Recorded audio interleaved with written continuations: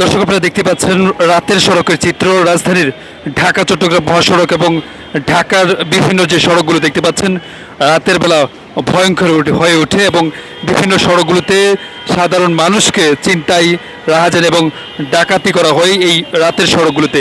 আপনারা দেখতে পাচ্ছেন রাতের সড়কে কোথাও কোনো পুলিশ বা আইন শৃঙ্খলা বাহিনী আমরা দেখতে পাচ্ছি না। আপনারা দেখতেই পাচ্ছেন যে সড়কে যানবাহন যেভাবে চলাচল করছে, কিন্তু কোথাও কোনো জায়গায় আমরা আইন শৃঙ্খলা বাহিনী দেখতে পাচ্ছি না। এই জায়গাটিতে এখানে একটি গুরুত্বপূর্ণ একটি জায়গা, যে জায়গাটিতে প্রতিনিয়ত যানবাহন চলাচল করছে এবং এখানে কোনো আইন শৃঙ্খলা বাহিনীকে কাউকেই দেখা যাচ্ছে না। এবং এই রাতের বেলা আমরা দেখেছি বেশিরভাগ ক্ষেত্রে রাজধানীতে ছিনতাই হচ্ছে এবং ডাকাতি হচ্ছে এবং বেশিরভাগ ক্ষেত্রে রাতের বেলায়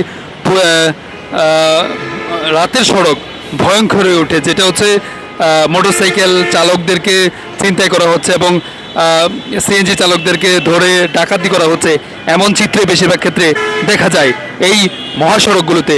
এবং আমরা চাই যে রাতের সড়কগুলোতে নিরাপত্তা দেওয়ার জন্য আইন শৃঙ্খলা বাহিনী নিয়োজিত থাকুক এবং নিরাপত্তা দেওয়ার জন্য সাধারণ মানুষকে নিরাপত্তা দিক।